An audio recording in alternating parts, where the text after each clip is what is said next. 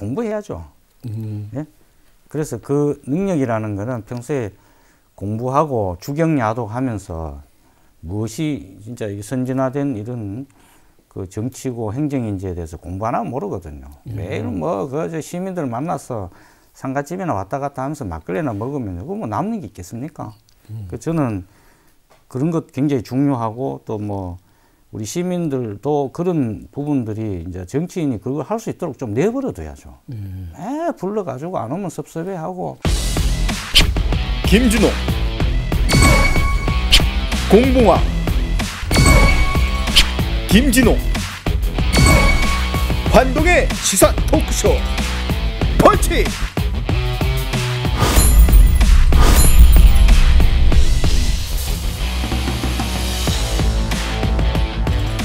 그래서 방금 말씀하신 대로 우리가 리더를 제가 영어 발음이 안 좋아하는 스펠 LEADER이잖아요. 그 리더를 책 읽는 사람 READR 리더를 이렇게 독일식 봅니다. 방금 말 그게 정확한 외국에서도 그럽니다. 리더는 책을 읽는 사람입니다.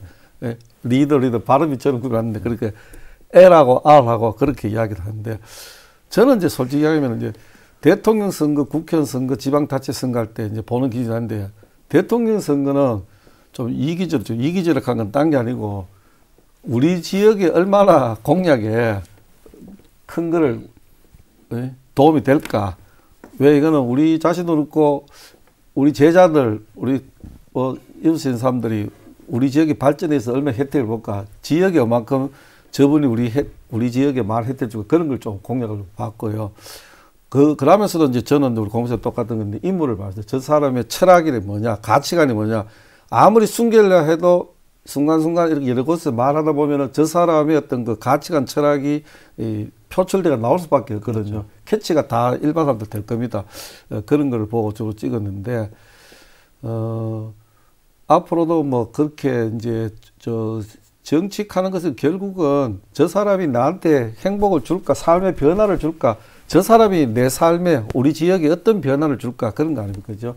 그런 기준에서는 크게 안 벗어날 것 같습니다. 그래서 아까 두 분께서 허접한 공약 했는데 허접한 공약 이야기 한번 해볼까요? 허접한 공약인데 이때까지 두 분께서 공약을 뭐 그래도 좀 봤다면 정말 지키지 못할 공약이다. 이거는 황당한 공약이다. 그런 거 대표적인 거 혹시 기억나는 거 있으면 한 개씩만 한번 보십시오. 어느 분이면 우리 부부장님 생각나는 게 있습니까? 특별히 적어나지는 않고요. 다만 이제 우리 포항 같은 경우에 가끔가다 이제 슬로건들이 붙잖아요. 그 옛날에 보면은 로봇시티 포항인가 뭐 로봇도시 뭔가를 선언한 적도 있고 여성 친화도시 포항 뭐 이렇게 뭐 만들었다고 그다음에 뭐 하여튼 다양한 그런 얘기들이 나왔는데 그게 상당히 미래지향적이면서 되지만 지내놓고 봤을 적에 그때 잠깐 붐처럼 이렇게 후 하다가 그냥 쓱 꺼지고 후 하다가 그러니까 그런 것들이 너무 많았었다 그런 생각은 들고요. 뭐 대표적인 거는 이건 뭐라고 이제 기억을 확실하게 못 하겠는데 숫자로 뭐 우리 성장률을 어떻게 뭐 만들겠다 뭐 이런 공약들이 있잖아요. 슬로건 나옵니다. 뭐 747하고 무슨 또 뭐 고용을 또 뭐 몇천만 명을 또 창출하겠다든지 그런 이제 경제적인 시각으로 놓고 보면 되게 좀 황당하죠. 제가 봤을 때는 그런 것들은. 그러니까 애초에 고용은 창출되는 게 아니에요. 뭔가 산업이 발전하고 그러면 기업들 보고 야 사람 뽑지 말라고 고사를 지내도 사람이 필요한 하는 건데 고용이 먼저 나오면 고용을 창출하기 위해서 일자리를 만들려 그러면 그 일자리가 만들기 위한 기업이 뭔가를 활동을 해야지 되는데 그래서 이제 접근 방식 자체는 좀 모르겠어요. 그건 경제학자들에 따라서 또 성장이냐 분배냐 뭐 또 말이 복잡해지기 때문에 그래서 하여튼 공약은 아까 교수님이 정답을 얘기한 게 있어요. 왜냐하면 역대 제가 보니까 대통령들의 그 공약 이행률이 그 최고가 50%가 안 되더라고요. 왜 안 될까 가만 생각해 보니까 교수님이 아까 말씀하신 게 그래요.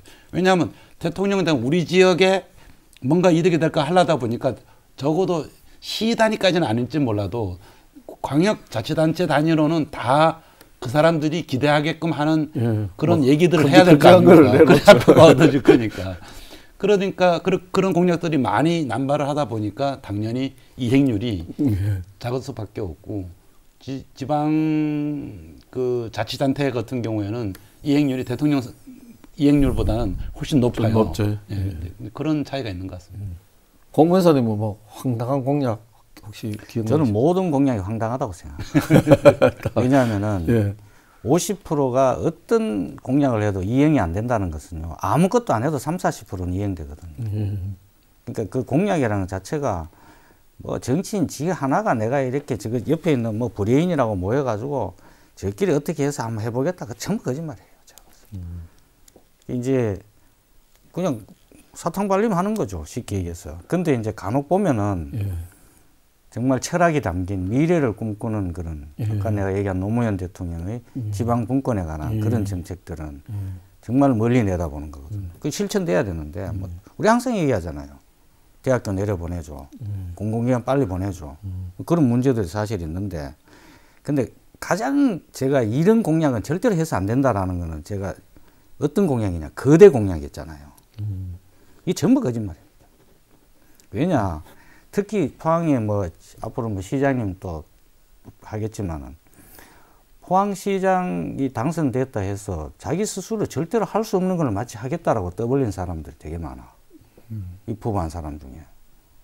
내가 그 가장 대표적으로 지적하는 그거잖아요. 영일만 대교. 그거는 포항시장이 하고 싶다 해서 되는 게 아니에요. 그건 국가적 차원에서 움직이는 거고 민간 사업자도 들어가고 엄청난 돈이 들어가는 거예요. 물론 약간의 그 뭐 모티브 역할은 할 수 있겠죠. 근데 아니 이번에 시장 되면 내가 반드시 영일만 대교를 놓겠다. 뭐, 야구장을 몇 개 짓겠다. 예? 거대한 뭔가를 하겠다. 전부 거짓말이에요. 그거는 정말 그는 시민을 기만하는 거예요. 제가 얘기하지만 그런 공약을 내세우는 분들은 절대로 뽑지 마세요. 저는 그 확신합니다. 왜냐? 그거는 본인이 공약해서 될 일도 아니고, 예? 실천이 가능한 얘기도 아니에요. 아까 그 말씀하셨듯이 갑자기 뭐 3만 불 소득을 내가 한 6, 7만 불 올리겠다. 완전 사기지. 그런 공약은 정말 사기거든요. 네. 도저히 실천 불가능한 공약들은 우리가 대충 들어보면 대충 알아요. 그래서 그런 공약하는 혹시나 뭐 단체장이 있고 하면은 그건 안 된다. 저는 그렇게 생각하고 잘 살펴주셨으면 좋겠습니다. 공약. 우리 이제 공 변호사님 이제 여길만 대결해서는 계속 얘기합니다. 왜냐하면 그거는 이제 예. 단체장이 이제 의지를 그게 전형적으로 포퓰리즘이거든요. 저는 그렇게는 생각하는데 의지를 저는 거꾸로 이번에 좀 나오면은 그게 무슨 그것도 아니지 않습니까? 아니, 제가 이야기 좀 그러니까 공 변호사님 이야기 충분히 하셨는데 뭐 가덕도 신공항 같은 거는 예타 면제 대통령 그 후보 입장에서 가가 시원하게 예타 면제해주고 만드는데 그렇게 할 때 우리 이쪽에서는 오히려 저는 반대로 이거 여기만 대고 이거 하나도 못 나가지고 그냥 그거는 이제 자치단체장이나 국회의원들이 의지를 나타내야지만 중앙정부 예산이 반영이 되고 실천이 되지 그 입 다물고 있으면은 그러면은 누가 그걸 노착합니까? 결국은 정치 주도적 해야 되는 그런 입장이고 저 그건 그대로 끝내고요. 그 이야기하면 이제 공선생님 저한 생각이 좀 다를 수가 있는데 저는요 딴 것보다 공약에 있어서 딱 이거 한 가지를 이야기하고 있습니다. 흔히들 우리가 이제 뭐 지사가 바뀐다, 시장이 바뀐다, 혹은 대통령이 바뀐다 했을 때 전임자들 했는 것 중에서 상당히 괜찮은 공약이라든지 괜찮은 일은 계속 진행해야 되는데 전임자 했는 거를 다 부정하거나 폄하시키거나 중단시키고 이런 것은 좀 안 했으면 좋겠다.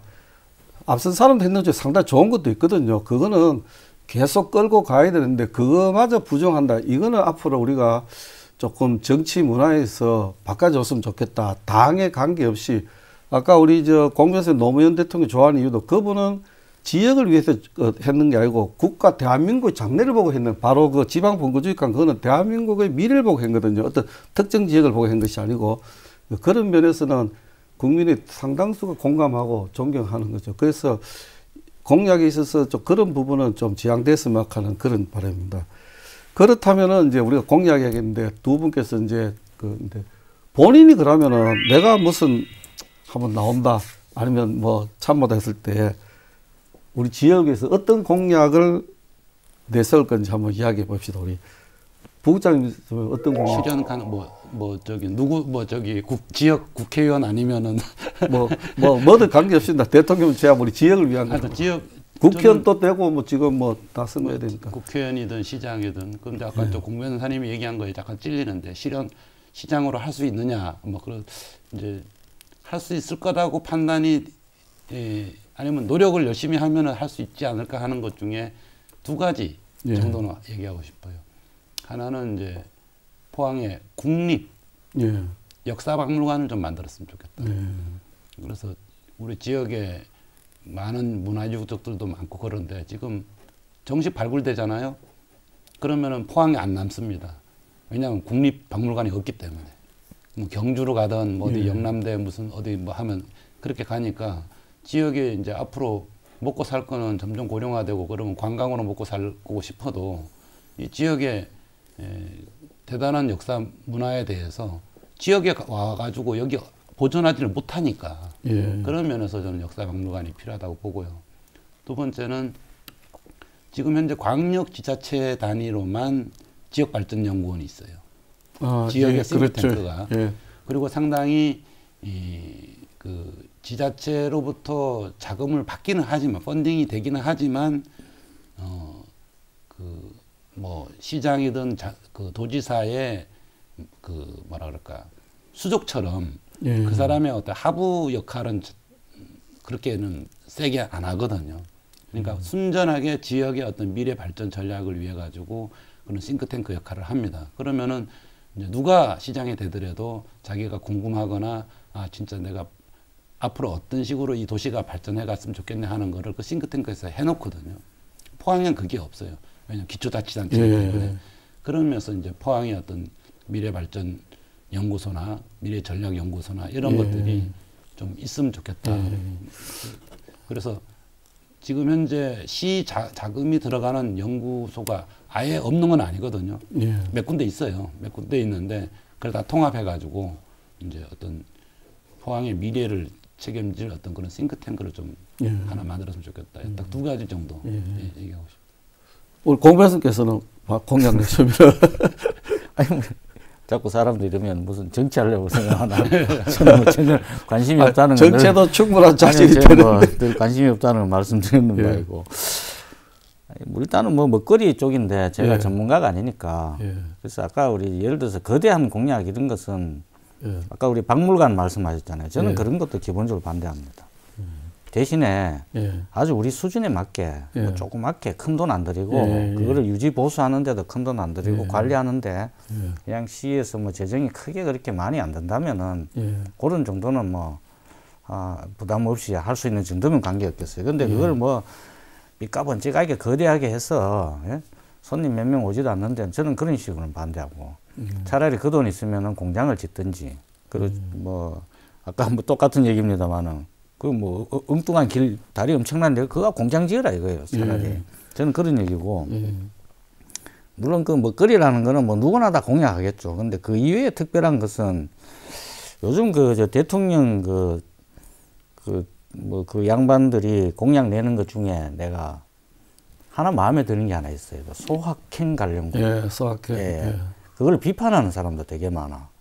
그거 뭐 짜증부리하게 대통령이 그런 거나 공약했었고 그러면 지방자치단체 장이나 시의원들이 공약할 게 없어지잖아. 이렇게 하는데 그건 완전히 잘못된 얘기야. 국가적 차원에서 그 관련 공약을 시작을 해야 이것이 지방자치단체에도 연계가 되고 그렇게 해서 그걸 어떻게 실천하고 행정적으로 할 것인가가 저는 그게 굉장히 중요하다고 생각하거든요. 그래서 그거는 제가 생각에는 굉장히 좋은 거다. 그래서 제가 특히 우리 토론하면서 제가 굉장히 좀 이렇게 긍정적으로 봤던 것이 우리 양학천하고 학산청 이게 생태천 복원 사업하는 그것도 사실은 그 소확행하고 관련이 있는 그건 사실 좀 큰 공사이긴 하죠. 근데 저는 항상 얘기하지만은 뭐 건축물을 짓고 이런 어떤 아버지가 하는 행위 같은 그런 형태의 공약도 뭐 중요하기는 해요.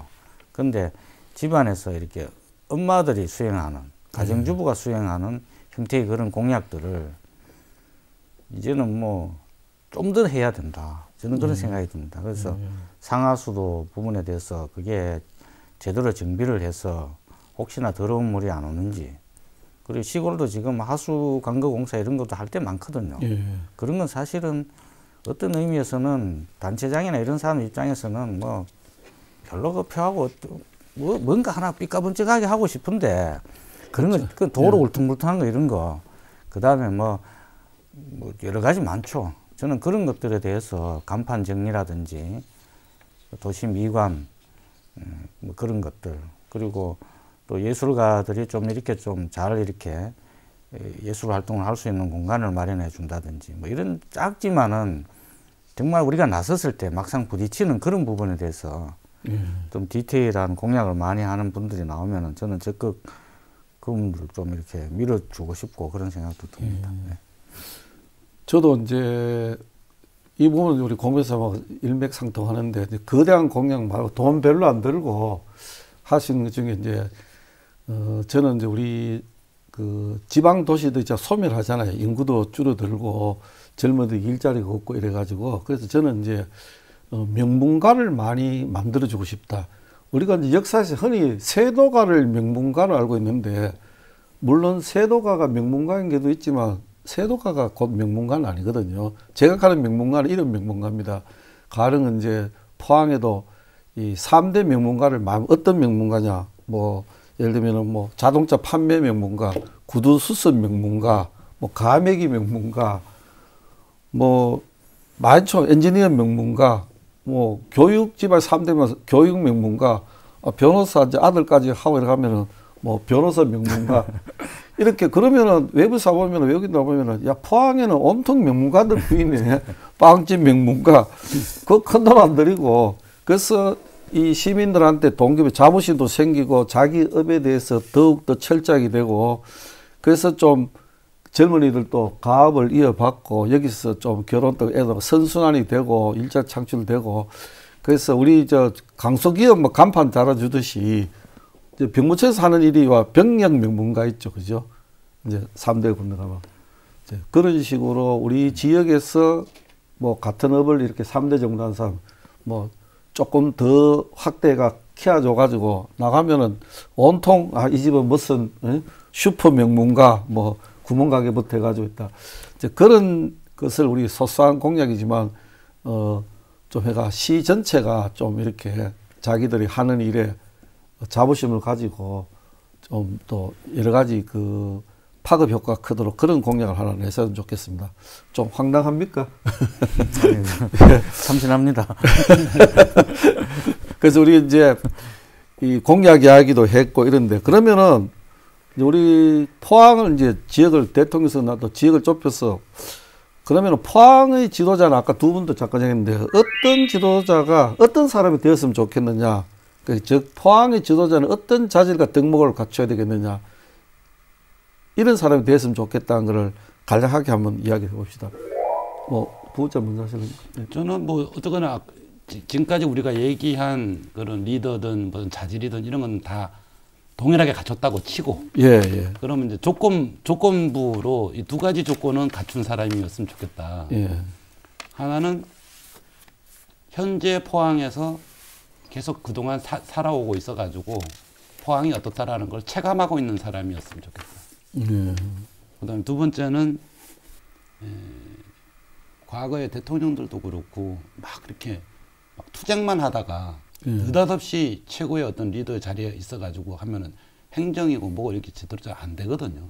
그런 면에서 어떠한 특정 단체가 됐건 어떤 기관이 됐건 거기에 수장으로 어떠한 조직을 이끌어본 경험은 갖추고 있는 사람이었으면 좋겠다.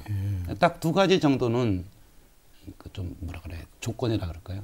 나머지 그렇게 갖추고 있는 사람 중에서 아까 지금까지 우리가 얘기한 리더의 자질이 있고 능력이 있고 뭐 결단력이 있고 통찰력이 있으면 제일 좋지 않겠는가? 제 개인적으로는 그렇게 생각합니다. 고 변호사님은 어떤 자질을 갖췄으면 뽑으면 좋겠어요? 그 뭐 다양한 정치군이 있어서 그 시장으로 국한해서 한번 얘기를 해볼까요? 예. 행정 능력이죠. 예. 행정 능력이 최고라고 저는 그 행정에 대한 능력을 얘기하는 겁니다. 그러면 그 능력이 있다는 건 당연히 포항 시민을 사랑하는 마음이 100% 있어야 되죠. 본인이 뭐 정치 다시 한다 해서 그 정치적 판단이 우선되고 A로 가면 훨씬 시민을 위한 정책이 되는데 이 가보니까 표도 안 되고 말이야. 뭐 별로 자기한테 득도 안 돼서 살짝 비틀어서 B로 간다. 이런 사람은 시장하면 안 됩니다. 예.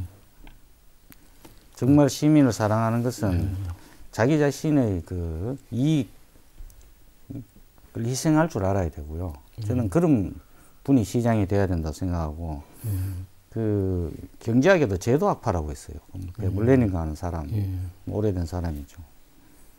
그 뭐 국가나 자치단체에서 하는 일은 다 잘할 거라고 생각하는데 그 거짓말이라는 거죠. 거대한 국가가 어떤 정책을 시행하는 것도 그게 관련된 행정 관료들과 결탁한 소위 돈 있는 자들의 입김이 들어가고 그들의 욕망이 들어가서 경제가 왜곡된다는 거 아닙니까? 그럼 여기서 그 왜곡된다는 거는 어떻게 왜곡되겠습니까? 아니면 시장 예를 들어서 하면은 주변에 그 토호들 포항에도 많죠. 예? 우리 어디가 다 있습니다. 뭐 제가 그분들 비난하는 건 아닌데 그래서 다 그렇게 연결이 돼서 그분들과 관계 속에서 자유롭지 못하다든지 뭐 또 이렇게 했을 때는 저희 가서 민원이 생겨서 이렇게 밀고 나가야 되는데 민원 때문에 못 해가지고 이 좌고우면하고 이렇게 하면은 되는 게 없죠.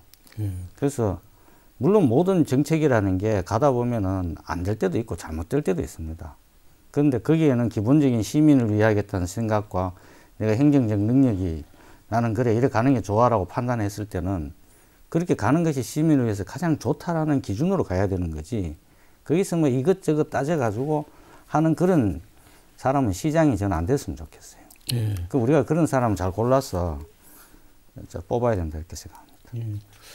저는 이제 오늘 또 이제 죄송하지만 이제 외국의 또 예를 또 이제 국내에 그 네덜란드가 굉장히 작은 나라죠. 이제 그 한때 그래도 해운 강국으로 나갔는데 거기에 이제 절대적 기여를 한 사람이 이제 이 빌렘 바렌츠하는 선장이 있었어요. 이분이 이제 뭐 하면은 화물 운송하고 북극 항로를 개척한 분인데 이제 1550년생인데 1596년 7월 이제 이 화물 운송하고 북극 항로 개척한다고 이제 가다가 빙하에 갇혀가지고 한 1년 동안에 그 빙하에 갇혀 있습니다. 그래가 1년 있다가 이제 그러니까 1597년이죠. 그 이제 러시아 상선에서 구조됐는데 이 선장하고 선원 한 5명이 죽었어요. 죽었는데 놀라운 거는 그 화물선이니까 탁송 화물이 있었는데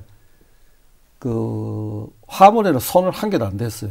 거기에는 의약품하고 식량도 있고 의류도 있는데 이제 시베리아 상인들한테 전달할 건데 그러니까 이제 이 목숨하고 바꾼 거죠. 그거를 풀어서 먹거나 썼으면은 안 죽을 수도 있는데 그래서 자기를 믿고 맡기는 탁송품에 대해서는 첫째 직업적 책임감 때문에 끝까지 그래서 그것 때문에 유명해져가 네덜란드가 막 그 배도 수주도 많이 들어오고 화물 탁송이 많아져가 오늘날 그 강국이 됐거든요. 그래서 이 사람이 빌렘 바렌츠크 한 사람이 유로와 동전에도 얼굴이 나옵니다. 그 해협 이름도 바렌츠 해협하는 게 나와요. 그래서 이 사람의 후손에 남긴 거는 한 리더의 도전과 개척 정신 그리고 직업적 신의가 그 쪼매난 나라를 강대국으로 만드는데 큰 그 불수식이 됐죠. 어떤 활력소가 됐죠. 그래서 어떤 끝까지 책임을 지는 직업적인 소명의식. 그러니까 이제 우리가 대통령이든 지방자치단체든 자기 어떤 정치적 철학의 어떤 그 아까 우리 윌리엄 스워드 같이 어떤 글이 있더라도 어떤 그 방해라든지 혹은 반대 여론이 있더라도 어떤 정치적 철학에 맞다고 생각하면 신념을 가지고 일하나가는 이러한 직업적인 어떤 신의와 소명입니다. 이 사람이. 그래서 아주 굉장히 유명한 분인데 우리 역사에도 분명히 있을 겁니다. 그래서 제가 일부러 오늘 이제 외국 예를 든 거는 국내에 이제 오해 소지들인데 한국에도 그렇게 있습니다. 그래서 앞으로 이런 분들이 철저한 직업적인 그 신의와 소명의식 내가 공약이든 뭐든 했는 말은 끝까지 책임을 진다. 목숨까지는 안 바꾸더라도 이 사람 목숨 하시는데 그런 이제 역사 속의 인물인데 이러한 지도자가 대한민국도 자기 우리 지역에 우리 시민들한테 좀 삶의 행복을 주고 뭔가 희망을 보여주는 그런 게 나왔으면 좋겠습니다. 그래서 그 이제 다 돼가는데 이제 마지막에 우리 하나만 짚고 갈 거는 지금 이제 선거가 가까울수록 선거판이 뜨겁잖아요. 그래서 이제 두 분 다 지성인인데 우리가 이제 일반 유권자이면서도 지성인이 선거판에서 좀 이런 것을 안 했으면 좋겠다. 시청자가 너무 짜증난다, 피곤하다. 이런 거 좀 안 했으면 좋겠다. 지양했으면 할 점. 그런 거는 저는 뭐 다른 건 다 저거 하고요. 자기 얘기만 했으면 좋겠어요. 그러니까 괜히 상대방의 후보나 이런 거를 비방하는 어떤 흑색 선전. 제가 올해는 뭐 근데 올해는 검은 호랑이 해가지고 검은 새끼 될라나 모르겠는데 어쨌거나 좀 그 자기만 주장하고 자기만 어필하는데도 시간이 없을 거기 때문에 그러니까 서로 자기 얘기만 했으면 좀 머리가 덜 아프지 않을까. 그래서 흑색 선전만은 안 했으면 좋겠다. 공부해서 100% 찬성합니다. 예. 저는요, 기본적으로 상대를 비난하는 후보는 일단은 제외시킬 가능성이 많습니다. 예. 의견 통일인데 저도 이제 소위 말하는 네거티브는 하지 말자. 좀 그죠? 그리고 뭐 선거판이 이제 곧 지금 뭐 3월달, 6월달 벌어지는데 저는 이 얘기 좀 드리고 싶어요. 요즘 제가 이런 얘기 하면은 이 종교계 분들이 이걸 제 얘기를 듣고 뭐 약간 저렇게까지 얘기할 필요가 있나라고 하실지 모르겠지만 저는 개인적인 생각입니다. 전제로 이 정치와 이 종교는 본래 분리된 지가 사실 분리되었다 우리는 믿고 있습니다. 헌법에 되어 있습니까? 정경분리 아닙니까? 정경분리돼 있죠. 정경분리돼 있죠. 그러면 이제 실천의 문제가 남는 거죠. 종교의 영역은 우리가 바라는 부분이 있습니다. 그 신성한 영역이 이 새 속에 들어올 때는 정말 이유가 있어야 되거든요. 예를 들어서 그 임진왜란 때 서산대사나 사명당 같은 분이 뛰쳐나올 때는 이유가 있는 거죠. 그 이외에는 새 속에 나오면 안 되죠. 고요히 마음을 정하러 절에 좀 갔더니만은 스님이 시음도 안 차놓고 정치 얘기해서 하면은 누가 절에 가겠습니까? 그래서 저는 지금 이 우리나라가요, 이 진짜 이상한 방향으로 가는 거예요. 우리나라는 이 앞으로 뭐 외국도 뭐 안 고쳐졌겠지만 더욱 고쳐야 되는 게 정치인들은 이 선거 시절에 교회 절 찾아가지 마세요. 예? 왜 갑니까, 거기에? 예? 가서 스님들, 뭐, 신부님, 목사님들 수행하고 잘 계시는데, 거기 가서 구걸하지 마십시오. 저는 그거 잘못됐다 생각하고, 정치와 종교는 분리돼서, 그래야 이 나라가 바르게 작동돼 갑니다. 저는 그런 생각이 들고, 그러면은 당연히, 그러니까, 목사나 신부님이나 스님들은 정치하는 사람 찾아오면, 너 여기 왜 오냐고 뭐라 해야지. 응? 여기는 당신들이 올 자리가 아니란 말이야. 가서 열심히 여기 올 시간 있으면은 더 어려운 죽도시장 이런 데 가서 한번 찾아봐란 말이야. 응? 그렇게 말씀을 하셔야 돼요. 오지 말라고. 예? 그럼 시민들은 어떻게 해야 되느냐. 여러분 자신을 위해서 투표하십시오. 저는 나 진짜 도대체 그 후보를 위해서 투표하는 것 같아. 예? 이게 소위 그 뭐 임재선사 어록도 있지만 수처작주가 안 되는 거야.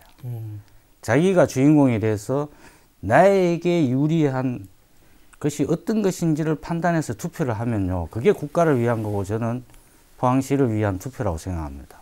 어느 날부터 무슨 후보자가 교주야. 예? 그러면 이 왜곡되게 되어 있습니다. 그렇게 하게 되면 결국 자기한테 저는 피해가 고스란히 돌아온다고 생각하거든요. 그리고 하나만 제가 더 의원에서 말씀을 드리면 정치하는 분들 그 행사에 좀 자꾸 부르지 마세요. 그분들 다른 일 하셔야 되거든. 그럼 거기 와서 뭐 행사에 참석하고 물론 이렇게 시의원분들이나 이런 분들은 좀 이렇게 그 밀접하게 좀 조류를 해야 되니까 있는데 적어도 시장 정도 되는 분이 막 행사에 가고 이러면요 업무 행정을 할 시간이 없는 거야. 그럼 그 고스란히 그 피곤하잖아요. 다니면은 사람에게 강철이 아니니까 육체적으로 피곤하면 판단 능력 떨어져. 집에 가서 책 읽을 시간도 없어. 그러니까 시장 한 4년 하고 나면은 자면은 바보 되는 거야. 그렇잖아요. 그냥 그 매너리즘에 빠져가지고 그냥 쳇바퀴 돌듯이 예? 그냥 인사나 하고 그럼 뭔 좋은 정책을 하겠습니까? 저는 그래서 우리 각자 이렇게 좀 도와서 제가 좀 말이 심했나요? 이게 우리나라의 지방자치단체도 그렇고 뭐 대선도 마찬가지입니다. 저는 이런 것들은 시정돼야 되고 이 시정돼야 되는 바탕 속에는 정치인 개인의 각성도 있어야 되지만은 우리 시민들 특히 종교단체에서 좀 각성해야 된다 그렇게 생각합니다. 네. 저는 제가 두 분하고 같은 생각에서 이제 선거라 하는 건 결국은 그 후보라는 그러니까 어떤 뭐 대통령이든 자치단체장이든 도의원 이런 그 직의라는 상품을 유권자라는 소비자한테 파는 거거든요. 근데 우리가 물건 살 때에 뭐 딱 아시잖아요. 네거티브 왜 하지 말아 하냐면은 내 상품이 이런 점이 좋다 해가지고 소비자들이 사게끔 하면 되는데 자기 이야기고 저 상품은 뭐가 나쁘고 디자인이 나쁘고 뭐가 나쁘고 그래갖고는 자기 상품 팔 수가 없고 소비자들이 유권자랑 소비자들이 불쾌하고 혼날 판단하거든요. 그래서 그 네거티브 하지 말고 자기가 가진 상품의 장점 이 상품을 사면은 여러분들이 구매했는 효과도 나고 돈도 안 아까고 기분이 좋아질 것이다. 그게 원칙이 아닐까 이렇게 생각을 해봅니다. 오늘 뭐 특별한 주제였는데 사실 짧은 시간에 참 많은 이야기를 힘들었지만 두 분께서 참 잘 좋은 이야기 많이 해주셨는데 오늘 이제 우리 한 펀치 해야 되죠.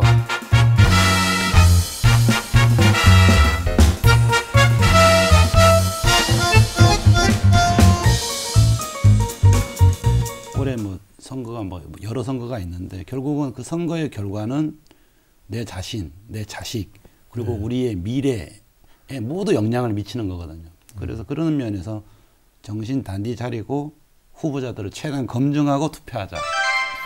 가장 존경하는 그 리더라고 말씀하셨는데 저는 개인적으로 그 아까 정치인을 물으셔서 노무현 대통령 얘기했는데 저는 그 역사적으로 제가 가장 존경하는 분이 그 최재우 선생님입니다. 저는 종교 신앙하지 않습니다. 그래서 제가 우리 막내는 대학교 입학했을 때 경주에 있는 그 용담정에 데려가서 선생님에 대해서 좀 얘기를 하고 뭐 그래 했는데 그 뭐 동학의 정신으로 국가가 잘 되도록 그렇게 투표합시다. 정약용의 목민심서 그 한 7개 나옵니까? 몇 조 나오는데 그 중에 한두 개만 잘 철학을 가져도 성공할 것이다. 그래서 목민심서 한번 꼭 읽으십시오. 이렇게 아까 리더라 책 읽는 사람인데 정약용의 목민심서 같이 한번 공부합시다. 이렇게 마무리를 하고 싶습니다. 참 우리 짧은 시간에 많은 이야기를 나눴는데요. 우리 뭐 두 분 패널이나 시민들 마음은 아마 공감하는 많을 겁니다. 똑같은 심정이고 상당 부분은 이제 이해도 되고 공감을 가질 겁니다. 그래서 우리가 이제 다가올 선거에 진정으로 이 지역을 아끼고 또 내가 좀 욕을 먹더라도 우리 지역을 위해서 이 한 번 기꺼이 던지겠다는 그런 그 빌레 바렌즈 같은 무한의 책임, 보전 정신 이런 정치 철학을 가진 분이 우리 지역에 나타나서 우리 시민들한테 또 새로운 희망도 주고 새로운 비전도 주고 좀 새로운 기준으로 살아갈 수 있는 이런 되었으면 좋겠습니다. 모쪼록 그 시민들도 뭐 코로나 뭐 변이 바이러스 해가지고 힘든 시기인데 잘 극복하시고 또 다가올 선거의 현명한 판단으로 우리 지역이 더욱 발전했으면 좋겠습니다. 두 분 오늘 고맙습니다. 이상으로 한동의 시사 토크쇼 펀치 마치겠습니다. 감사합니다.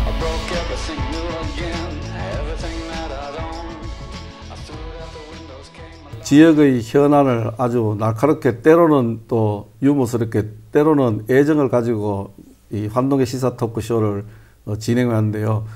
이 HCN에서 3월 그 프로그램 개편으로 해서 우리가 종료를 어떤 면에서 드디어 하게 되었습니다. 두 분은 언제 시작했는지 아시죠? 2018년 10월 9일 한글날 시작했습니다. 그래서 우리가 계산해 보니까 부국장님 몇 개월입니까? 이 횟수가 아니고 순수 개월이 40개월. 40개월. 그 3년 4개월입니다. 그만할 때도 됐네. 횟수로는 이제 61회고 그래서 정말 시청자 여러분의 사랑을 많이 받았습니다. 우리가 이제 가끔 최근에 진행하면서 시청자 여러분들이 피로감도 느끼겠다 이런 이야기도 좀 많이 솔직히 좀 했거든요. 했는데 프로그램 개편돼가 이제 이 스무스하게 마치게 돼가지고 참 그동안에 가분한 사랑을 받았다고 생각합니다. 그래서 오늘은 이제 이 후일담으로 에피소드 위주로 이야기를 좀 나누고자 합니다. 정말 우리 두 분과 함께 참 오랜 세월 지나왔는데 참 이거 방송하면서 참 지역에서 보람 있었던 일이라든지 또 아쉬운 점 이런 게 있으면 이야기 한번 나눠볼까요? 우리 부장님 먼저 한번 말씀하시죠. 글쎄, 보람이라기보다는 어쨌거나 말씀하신 것처럼 거의 60회가 되다 보니까 뭐 우리가 안 다른 주제가 없었던 것 같고요. 그런 면에서 그 지난 3, 4년 동안에 포항에서 누구나 한 번씩은 얘기하고 싶은 현안 과제에 대해서는 우리가 아마 빠짐없이 다 다루지 않았나. 그런 면에서는 지역의 어떤 목소리를 낼 수 있었다는 면에서는 상당히 좀 보람이 있다. 그런 생각은 듭니다. 고 변호사님은 상당히 특히 더 보람이 있었죠. 또 지역에 또 유명인사라서. 어땠어요? 사실 3년간의 굉장히 긴 여정이죠. 예, 같이 해서 행복했고요. 개인적으로 굉장히 영광스럽습니다. 저는 방송해 본 적도 없는데 첫 방송에서 한 번도 우리가 중간에 스톱하지 않고 마무리한, 그래서 제가 그때 당시에 PD님한테 칭찬을 들었던 기억이 납니다. 우리 엔진 없었죠. 그대로 다 진행을, 엔진 없었습니다. 그리고 우리 방송이 아마 대부분 편집이 거의 안 되고 그대로 다 방송이 됐던 걸로 기억하고, 저는 개인적으로 또 고향이기도 해서 고향의 어떤 여러 이제 사건 뭐 관련해서 정책 이런 것들을 하면서 사실은 저는 포항에서 자라고 태어나고 자라고 뭐 이렇게 지금까지 생활해 오면서 포항에 대해서 굉장히 저는 많이 안다고 생각했는데 이 펀치를 하면서 제가 너무나 모르는 게 많았구나. 그래서 오히려 제가 배운 것도 있었고 또 그렇게 하면서 또 포항을 좀 더 사랑하게 되는 그런 계기가 됐던 것 같고요. 그리고 나름대로는 사실 제가 최선을 다해서 말을 하려고 노력을 했는데 잘 모르겠습니다. 하여튼 뭐 행복했습니다. 우리가 1회 주제가 구도심 그 활성화로 했거든요. 그래서 저도 이제 보람이 있는 거는 포항에 뭐 우리 정치 문제 별로 안 들고 경제, 사회, 문화, 예술, 환경, 뭐 교통, 지리 정말 전 분야를 다 한번 달아봤다 한 데서 저도 사실 공부가 많이 됐고 공부했으니까 똑같은 생각인데 많이 알았다 싶은데 모르는 것이 너무 많았고 또 이 시민들의 어떤 속마음도 간접적으로 좀 알게 됐고 그래서 참 보람이 있었습니다. 그래서 무엇보다도 우리가 자평하면은 61회까지 했으니까 뭐 성공했다고 보는데 그 성공 요인 중에 큰 것이 저는 정말 제가 이 두 패널을 잘 만났다고 생각하거든요. 막강한 패널을 만나가 처음 시작할 때 보면은 우리 그 포스터에 뭐라 되어 있냐면은 그 우리 공 변호사님은 자유로운 영혼 농객이고 이제 지식이 풍부한 농객이고 저보고 이제 부드러운 뭐 농객 이랬는데 그 이래 하는 포스터에 어떻게 우리 세 사람의 나름대로 어떤 캐릭터를 잘 집어낸 것 같아요. 그래서 두 분을 참 잘 만나가 우리가 참 재밌게 조화가 잘 되면서 이 참 성공적으로 이끌었다 생각하는데 우리 패널한테 서로 한마디씩 하면서 우리 공부사님 우리 둘이한테 뭐든지 뭐 재밌었다든지 아쉬운 점인지 좋은 저는 점. 두 분의 전문가에 비해서는 사실 아마추어고 포항에 대해서 사실 뭐 여러 가지 전문적인 건 몰랐는데 두 분 덕에 사실 많이 배웠고요. 이 방송 진행 과정에서는 워낙 또 교수님께서 또 잘 이렇게 편하게 해주시고 잘 이끌어 주셔서 그 때문에 제가 아주 편하게 잘한 것 같습니다. 그리고 또 인격도 훌륭하시고 아이고 여기까지 갑자기 소문도 다 잘 나 있는 그런 또 교수님 모시고 잘했고요. 우리 부국장님은 사실은 오리지널 포항 분도 아니시고 직장을 포항에 두셨는데 제가 부국장님 뵈서 참 여러 가지로 놀랐습니다. 포항 시민보다 훨씬 더 포항 시민이시고 포항에 대해서 그 누구보다 잘 아시고 특히 뭐 포항의 그 역사라든지 향토사 그리고 뭐 경제통은 뭐 최고시죠. 제가 봐서는. 그리고 또 일본통이시 그 소문도 나 계시고 하여튼 잘 배웠습니다. 너무 감사드리고요. 행복했어요. 부장님 소감. 아니 뭐 더 똑같은 말씀에서 저기 앞에만 바꾸면 될 것 같은데 어쩌거나 저는 이제 뭐 교수님은 옛날부터 알고 있었지만은 공 변사님은 또 분야가 틀리다 보니까 여기서 만나가지고 이제 같이 지내면서 상당히 재밌는 시간 보냈고요. 저도 뭐 배울 것도 많았고 앞으로도 배울 것도 많을 거고 그래서 이거 끝나고 나면 이제 편안하게 만날 수 있게 역시 이제 교수님이 중간에서 균형 잘 잡아가지고 뭐 말 그대로 자유로운 입장하고 우리 같이 좀 이게 조금 말의 수위를 좀 조절해야 된다는 입장하고 입장 차이가 있기 때문에 개인적으로는 뭐 하여튼 그렇게 뭐 상당히 좋은 시간이었다, 좋은 경험이었고 그렇게 생각하고 있습니다. 예. 저도 이제 이렇게 항상 두 분한테 고맙게 생각한 것이 이제 우리 시청자분한테 먼저 말씀드릴 거는 이 프로 시작할 때 이제 어느 분을 먼저 소개할까 내가 두 분한테 나이를 물었어요. 그래서 이제 우리 김 부국장님이 우리나라 주민노동사한테 형님이라서 항상 먼저 소개했고, 근데 프로가 이제 이래 재미있게 된 중에 하나가 이 공 변호사님 내가 집에 하고 나면은 참으로 저분은 참 어떻게 보면 순진한 분이다. 본인이 어떤 앞뒤 뒤뒤를 가리고 뭔가 이득 그러니까 유불리를 따졌으면은 저렇게 반응을 안 할 것인데 이제 그런 유불리를 안 따지고 있는 그대로 그렇게 할 수 있는 사람 잘 없습니다. 그렇게 해줌으로써 상당히 이 프로가 어떤 진짜 참 재밌어지고 또 굉장히 활력이 됐다고 저는 이렇게 생각하거든요. 고맙습니다. 고맙습니다. 순진한 게 아니고 무식한. 순진하죠. 그래 또 근데 그리고 이제 우리 프로의 또 이렇게 격을 좀 높여준 것이 정말 우리 또 김준호 부국장님이 이제 아주 객관적인 데이터하고 포항에서 뭐 엄청난 데이터를 가지고 이 포항의 빅데이터입니다. 뭐 경제뿐만 아니라 역사 뭐 이 근현대사까지 다 있으니까 이렇게 막강한 두 분을 이제 모시고 제가 이제 중간에서 참 이 사투리 팍팍 써가면서 이래 했는데 그래서 하여튼 이 두 분의 참 도움 때문에 제가 곁다리로 잘 됐다고 생각합니다. 하여튼 두 분 감사하고요. 시청자분들한테도 가끔 이제 주의해서 갑니다. 야, 사투리 좀 그만 쓰라 하는데 좀 사투리 많이 쓰가 제가 죄송하다는 말씀 드리고 하여튼 오늘 이렇게 참 해피엔딩으로 끝나가 참 좋습니다. 그 무엇보다도 시청자분들께서 우리를 많이 사랑해 주셔가지고 61회까지 왔다는 참 어떤 면에서는 토크쇼가 3년 4개월 뭐 61회까지 간다 하는 것이 사실 좀 힘든 기록이라고 이제 자평을 하는데 그래서 감사의 뜻으로 우리 시청자분들 인사말 한마디씩 하시죠. 우리 부국장님부터. 예, 하여튼 뭐 이제 우리가 코로나가 없었으면은 사실은 이제 뭐 오프라인으로 해가지고 많이 시청자분들하고 만나서 얘기 나눌 기회도 있었을 것 같은데 하필이면 우리 하는 동안에 코로나가 많은 저거가 있어서 만나서 이제 들으면 저는 자주 못 보지만 뭐 워낙 많이 틀어놓기 때문에 그래서 그 토론은 자주 보고 있어서 그냥 이제 자주 본 것 같이 그렇게 말씀을 하시던데 앞으로는 이제 이거 패널 끝나고 나서 언제가 될지 모르겠지만 그 외에도 만나 뵙고 또 포항의 현안에 대해서 다른 거를 통해 가지고 뭐 또 얘기를 편안하게 나눌 수 있었으면 좋겠습니다. 그리고 뭐라 그럴까 이 얘기는 꼭 말씀드리고 싶어서 이 방송 나가고 난 다음에 저한테 전화를 많이 하신 분들은 뭐 악의가 있어서 그런 거는 아니라고 생각하고요.